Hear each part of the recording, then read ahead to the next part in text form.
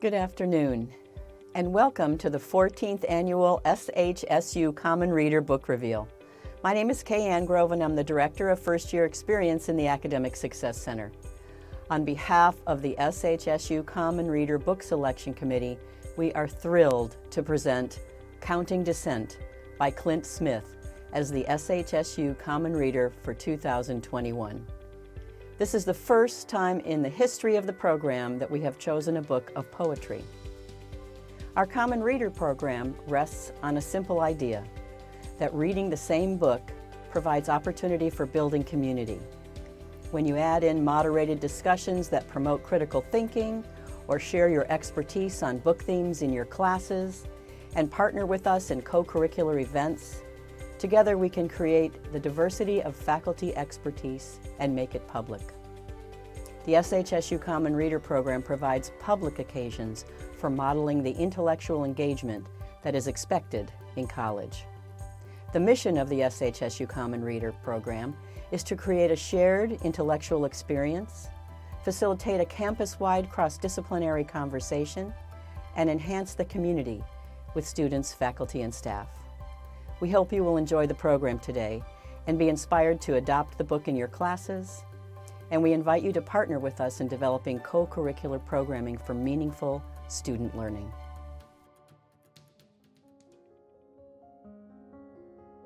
Hi, my name is Austin Dixon, and I'm the Academic Recovery Coordinator in the Academic Success Center. On behalf of the Common Reader program, I'm excited to present to you the first poem, Meteor Shower, found on page 53. I read somewhere that meteor showers are almost always named after the constellation from which they originate. It's funny, I think, how even the universe is telling us that we can never get too far from the place that created us, how there is always a streak of our past trailing closely behind us, like a smattering of obstinate memories. Even when we enter a new atmosphere, become subsumed into flames, turn to dust, lose ourselves in the wind, and scatter the surface of all the rest beneath us, we bring a part of where we are from to every place we go.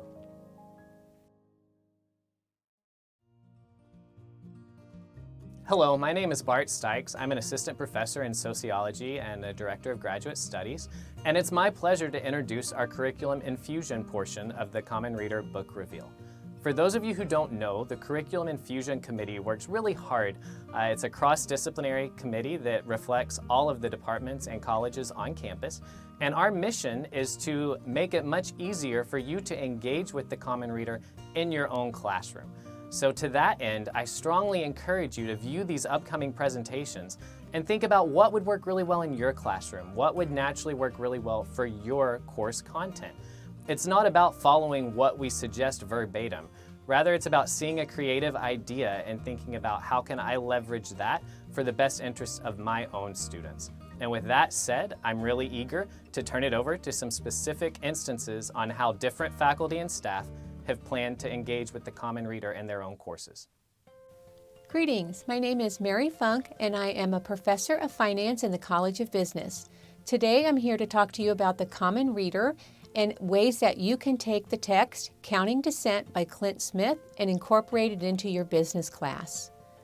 Now this text is a collection of poems that center around social injustice from the perspective of an African American man, specifically focusing on discrimination. Now, although this text does not provide an opportunity for the quantitative analysis that is so common in the business arena, there is much from this text that can be related to the business of doing business. One business concept that relates to this text is the idea of an opportunity cost. Now, what is an opportunity cost?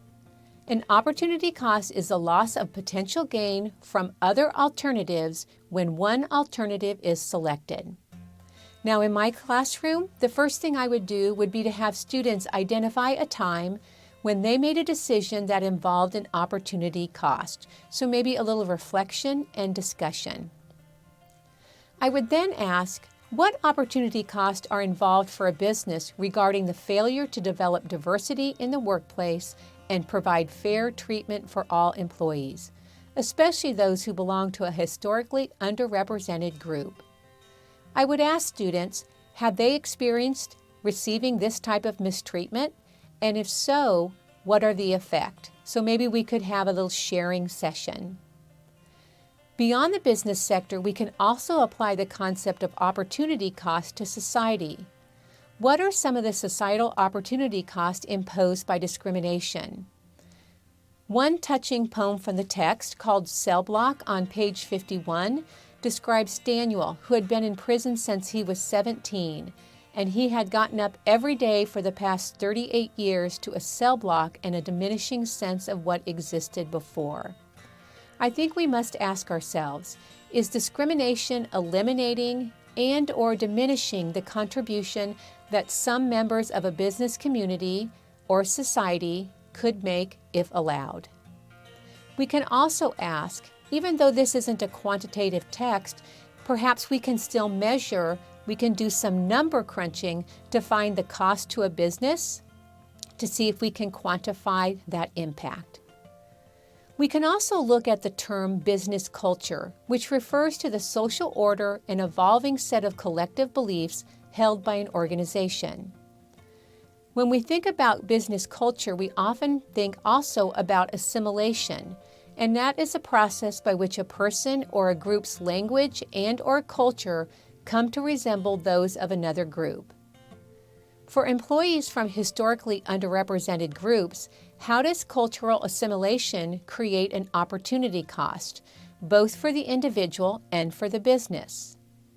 Now, in the text, our author says, do you know what it means for your existence to be defined by someone else's intentions? And that is what the fire hydrant said to the black boy on page 20. In another reference, he talks about how his father still remembers looking around and seeing no one who looked like him. Now, both of those speak to me very strongly of assimilation. Why do we feel we should assimilate? In Something You Know, on page 9, the author talks about watching a hermit crab continue to grow, molt, and shed its skin and scurry across the bottom of the aquarium to find a new shell. He said it left him afraid for the small creature to run around all exposed that way, to have to live its entire life requiring something else to feel safe. We also had a poem about taxi cabs where the author was passed up 7 times by taxi cabs because they didn't feel comfortable stopping to give him a ride. And each time a taxi cab passed, the individual tried to make himself more presentable to the taxi cabs. He tried to assimilate. Now we could ask, how can we as individuals assist others with overcoming barrier in businesses? How can we allow them to assimilate appropriately? Helping Hands on page 56 talks about a group of friends who are jump roping, and it gives the image of 2 girls on the end of the rope turning their wrists with small flashing windmills, cultivating an energy of their own. And I invite all of us to be that group that helps others enter the business arena. I think we can also discuss what remains to be done to create a more equitable business environment. And that could be another discussion group question in class, to think of ways that we can make business more open to all. Well, I hope you enjoyed the text as much as I did, and I hope that some of these ideas today will give you ways to integrate this text into your classroom. Hello, my name is Dr. Amber Godwin. I am a clinical assistant professor in the School of Teaching and Learning here at Sam Houston State University. Today I'm going to present you with some ideas for using the text Counting Dissent in your class. The first suggestion is an assignment called Teaching Through the Awkward. In this assignment, you will identify 4 poems that alluded to the cultural clashes or awkward interactions between or among demographics that did or might have impacted Smith's life as a student. What you'll do is use those poems as a foundation to construct a narrative in which you compare interactions, his interactions, your interactions and experiences as a student. You're also going to identify and discuss ways in which you anticipate cultural classes or awkward interactions might impact teaching your content. And then you're going to construct a plan that you will implement to alleviate those feelings for all students. For example, how can you create a welcoming classroom community? What are the norms and expectations that you'll have for your students? How will you model self-forgiveness, acceptance, and cooperation to inspire your students to do the same? The second assignment is to find your personal and professional identity through poems. So what you're going to do is identify 2 poems from the text that you can closely relate to from your own life experience. Identify 2 poems that you cannot relate to from your own life experience. And then those 4 poems will frame the narrative that you will compose, in which you will first compare your experience to Smith's. And then you'll explain how 4 of these identities are the cornerstones of who you are personally and who you are not. And then you'll discuss how finding your personal identity will impact your professional life. This is a really interesting contrast that can help you not only identify and braid in your own personal identity that you find through his poetry, but also your professional identity that you can find through your poetry. Finally, a choice board. This is just a really broad range of assignments and ideas in which students can go through and sort of contextualize the poems and the experiences that they had in reading the poems with their own lives. So a couple of these, create 2 lesson plans that are based on Smith's poems. Make sure to address the correlation that the poem has to your content. Hold a book club discussion about counting dissent, and make sure to address your favorite poem or poems and ways in which the text changed or developed your ideas of identity, and ways in which that's impacted your understanding of your future teaching career. And then you would write a reflection on that. I hope that these ideas have sparked something within you, and a big thank you to Dr. Clint Smith for this work. Hello, my name is Leslie Anglesey, and I'm an assistant professor in English. It is my pleasure to share with you one of the ways that I plan to use the Common Reader in my English courses.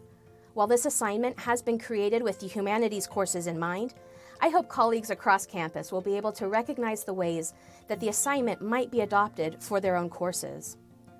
The mission of the College of Humanities and Social Sciences here at SHSU is to explore, understand, and honor human beings in our great diversity. This lesson speaks to the heart of this mission by highlighting an all-too-common experience for all of us, and one that is interwoven through many of Clint Smith's poems in Counting Dissent. I call this lesson Resisting Stereotypes Through Counterstories. Stereotypes of all kinds easily become ubiquitous in our everyday experiences moving through the world. We are simply saturated with assumptions about people who are not like us that we absorb through various influences, such as the media and popular culture, our experiences or lack of experiences with others, and the ideologies of those around us. The goals of this lesson are first, to encourage students to recognize how intersecting stereotypes might impact other people's sense of self. Second, to understand how writers resist the stereotypes projected onto them. We'll call these counterstories. And third, to use this knowledge to reflect on their own experiences with stereotyping and being stereotyped. While the term counterstories may sound unfamiliar to some, most of us have likely encountered them in many ways.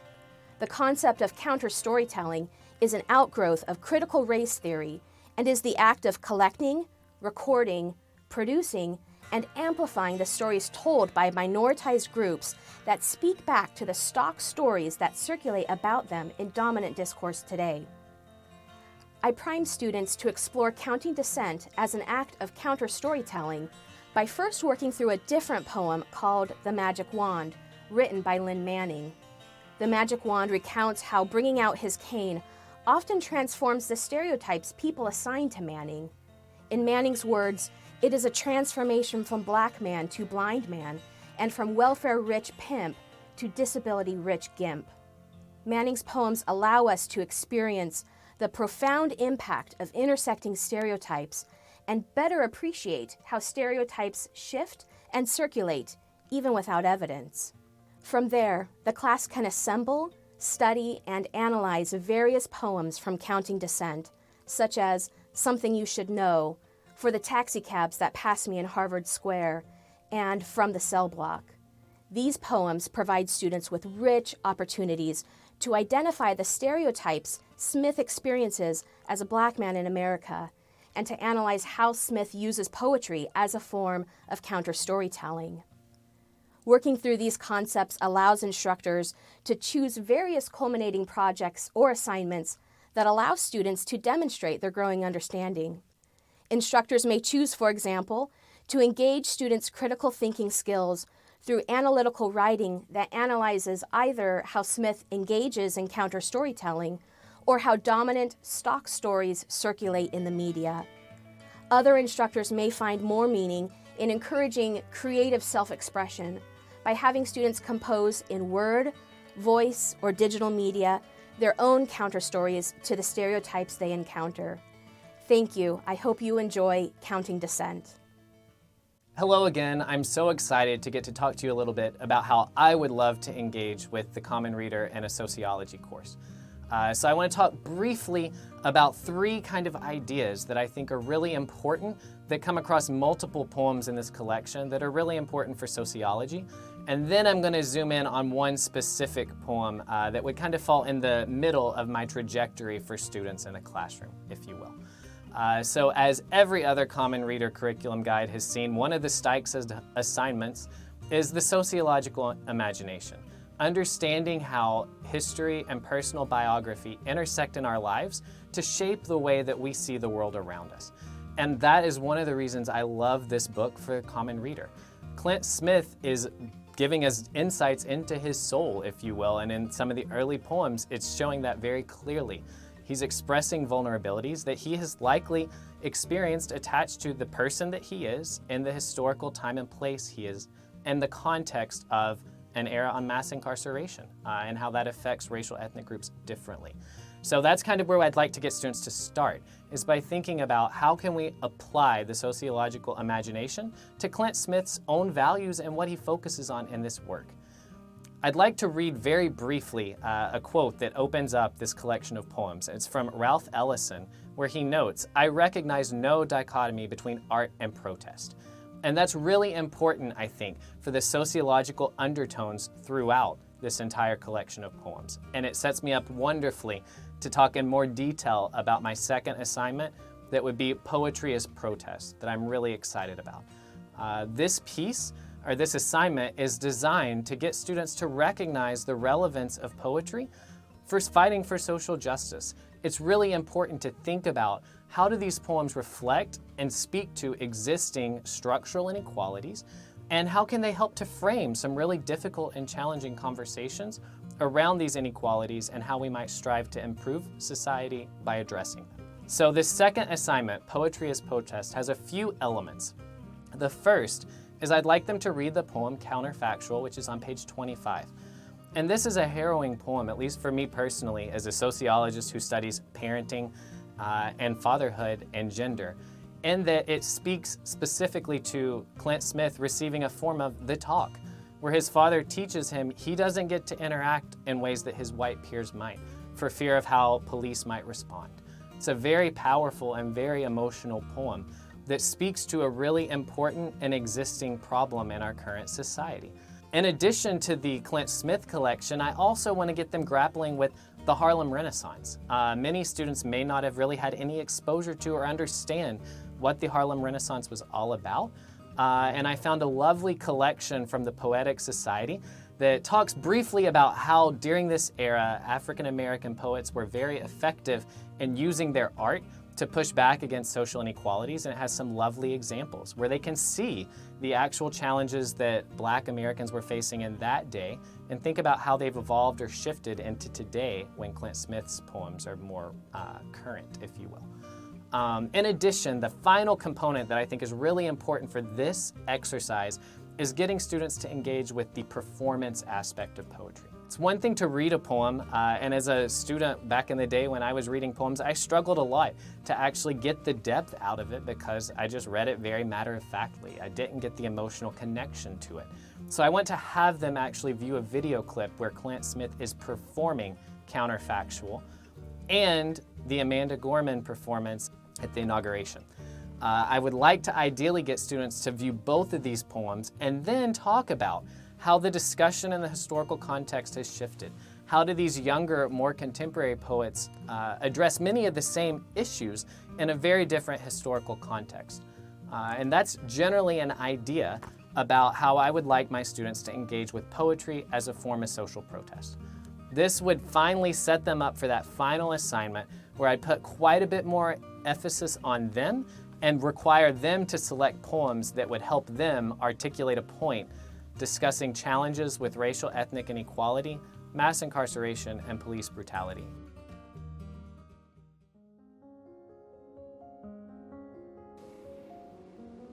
Hey guys, my name is Jonathan Brown and I'm a Sam Houston State and Elite alumni from class of 19. I majored in human resources and minored in psychology. Enjoy. My grandfather is a quarter century older than his right to vote and 2 decades younger than the president who signed the paper that made it so. He married my grandmother when they were 4 years younger than I am now and were twice as sure about each other as I'd ever been about most things. They had 6 children separated by 9 years, 3 cities, and 1 Mason-Dixon line. There are twice as many boys as girls, but half as many bedrooms as children, which most days didn't matter because poor ain't poor unless you name it so, and kids preferred playing to counting, so there was never much time to wallow in anything but laughter. My mom was the 3rd oldest, or the 4th youngest, depending on who you ask. She was born on a federal holiday, which my grandmother was thankful for. Said the good Lord only got 1 day off when he built the world, so 1 day is all she needed too. Mom says Pops was persistent, wouldn't give up when he asked if he could take her down the street to get some coffee, which back then cost $2 less than it does now. Now Mom is trying to stop drinking coffee, but still loves Pops. They've been married for 31 years and have 3 kids who are 6 years and 1,517 miles apart. My birth took 12 hours, 43 minutes, which is probably because my head is 5 times too big. Mom said that my head was big because I've needed enough room to read all the books in the library, which seemed like infinity, even though I didn't really know what infinity meant. But I heard my teacher say it once when she talked about the universe, and books felt like the universe to me. I was pretty good at math too, until about the 5th grade when they started putting numbers and letters together, which didn't make much sense. My brother is 70 months younger than me, but is taller and knows more about numbers, so it doesn't always feel like this is true. My sister is 24 years of loyal and 8 years of best friend. I am the oldest of 3, but maybe the most naive. I still believe we can build this world into something new. Some place where I can live past 25 and it's not a cause for celebration because these days I celebrate every breath. Tried to start counting them so I wouldn't take each one for granted. I wish I could give my breath to the boys who had theirs taken, but I stopped counting because it feels like there are too many boys and not enough breath to go around. Hello, my name is Chantal Brissette, and I am the Special Programs Coordinator at the Academic Success Center. I will serve as your point of contact for the Common Reader program. Today, we want to invite you to the SHSU Common Reader 2021-2022 event, happening this fall, on Tuesday, November 9, where I am delighted to inform that Clint Smith, author of Counting Descent, will be joining us as the keynote speaker. Copies of the book will be distributed to students this fall in their Bearcat bundle, or they will also be available at the ASC Welcome Desk. If you have any questions, email us at commonreader@shsu.edu. Thank you, and I look forward to working with you as we prepare for the upcoming semester. Hello, I'm Stephen Kother, the Foundations of Science and American Democracy Project Coordinator at SHSU. In collaboration with First Year Experience Common Reader Program, the Foundations of Science and American Democracy Project programs host the Critical Thinking Through Deliberative Dialogue Scholarship event to engage students in practicing their critical thinking and deliberative dialogue skills. We'll start the event by critically analyzing a claim and set of data. From this, we will shift into deliberation, where we will uncover nuance, discuss the larger objective shared truths, and individual lived experiences of our participants. Individuals will speak for themselves. Groups will be asked to be inclusive and uncover alternative viewpoints. Participants typically find that we have shared values and common ground. Participants do not have to agree at the end of the event. We will still have differences, and that's okay. The point is to work through a problem, uncover options, find nuance, and weigh the pros and cons of alternatives. This is the opposite of debate. The point is to find shared values, common ground, nuance, and humanize people we may otherwise disagree with. The event is open to all students, faculty, staff, and admin. Student scholarships will be awarded at the end of the event for the first and second place groups. Groups will be evaluated on their ability to critically analyze the prompt, assess information, and find a creative path to action based on facts, information, context, hidden assumptions, shared values, common ground, and inclusiveness. Hello everyone, I'm Dr. Esther Shimor. I teach film classes in the Mass Communication Department. We organized the Common Reader Film Festival with my students as part of a media practicum. The theme of the festival is based every year on the Common Reader book. Students in this media practicum act as festival coordinators. Their tasks consist of putting out call for films, pre-selecting the films submitted to the festival, organizing the screening, and presenting an awards ceremony. I have two of my students here with me, Jennifer Fortenberry and Alexis Newell, who submitted award-winning short films to the festival last year and who will share a few words about their experience with the Common Reader Film Festival. Hi, my name is Jennifer Fortenberry. I submitted a film to last year's Common Reader Film Festival. I just want to say that the Common Reader is such a great idea. I had a really good time reading the book. It was really good, and it was fun to kind of put together a film based off of that book. And it helps the student body, I believe. I know in my case, I'm not the biggest reader, I'm going to be honest, but it helped me actually want to go pick up this book and read it so that I could base my film off of the same ideas. And the idea last year was diversity, and I had a really good time doing that. It was perfect. And I just had such a good time. My film won the audience award, which was new because typically it's in person, but last year it had to be online, as this year's film festival is. But I think it was a great idea to do the audience award because we could learn how to promote our films. And I marketed my film like crazy so everyone would go watch it and like it. And, luckily I was blessed enough to be able to get people to like it enough so I could win the award. And it was just such a great opportunity, learning opportunity, and just so much fun. I had such a blast, and I know all my cast were students as well. My crew were students, and we all had so much fun. I encouraged them to read the book so we all kind of knew what the theme was, and it was just a really good time. So thank you. Hi, my name is Alexis Newell, and I'm a senior here at Sam Houston State University, and I participated in the Fall 2020 Common Reader Film Festival. I was awarded Best Film for my short film, Portrait of Texas, and honorable mention for my other short film, Dear Women. I had a very good experience with this film festival. It really has opened up a lot of opportunities for me afterward, and my films have reached an amount of people that I never thought possible through it. The themes that we got to explore were very interesting and a new dynamic for me. I've never participated in any other short film festival, so it's really broadened my creative horizons and shown me what I can accomplish. And I look forward to future film festivals here at Sam Houston State University. And anybody who is looking to participate, I highly encourage them to do so because you will really surprise yourself with what you can accomplish.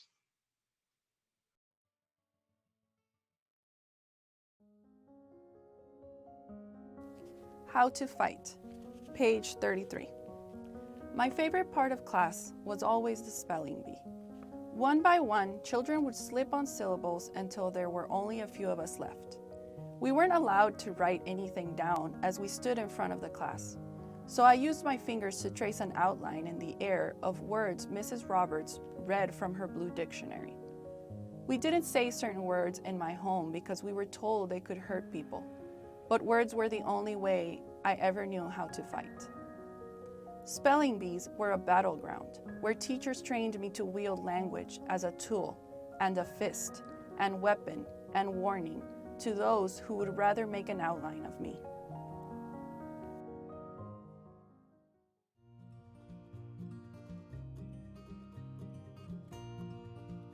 Hi everyone.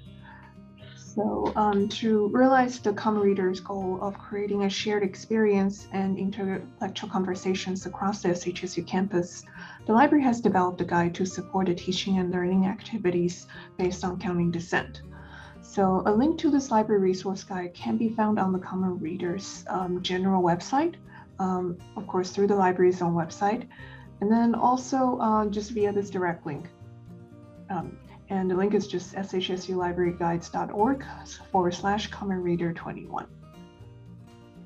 All right, so some stuff that we can expect from this library resource guide. Of course, there will be a little bit more information about the reader itself, and definitely quite a bit more about Clint Smith, the poet and author of this reader. He's quite an engaging speaker.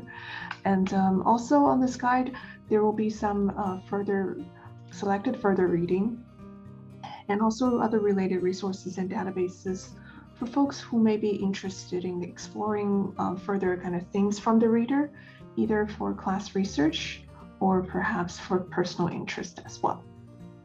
And perhaps most importantly, this resource guide, just like any other guides from the library, can be embedded or linked, embedded directly or linked inside Blackboard.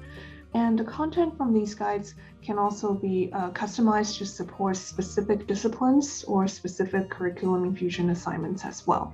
So for instructors who may be interested in using this particular guide, or perhaps a more customized guide that's tailored to your course's particular needs, please contact your subject librarian and we'll be very happy to hook you up. All right, so thank you for your attention and happy reading.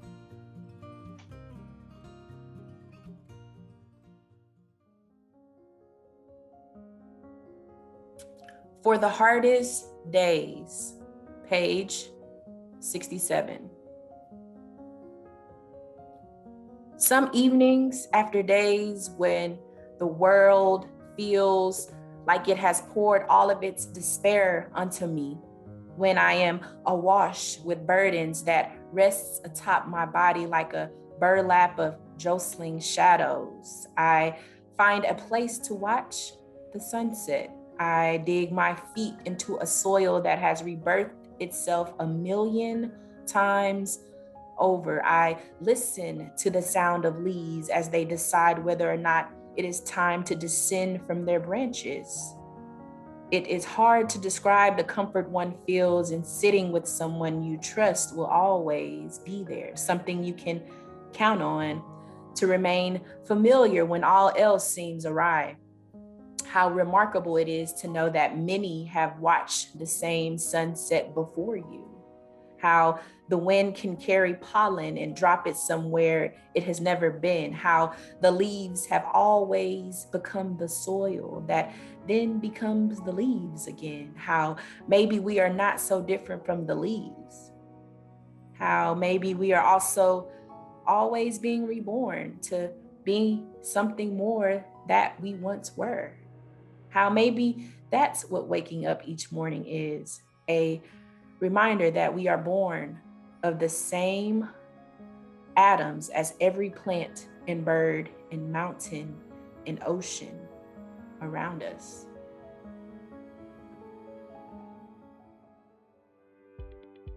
This concludes our program today. We hope you are inspired to adopt the book and help bring it to life in meaningful ways this fall.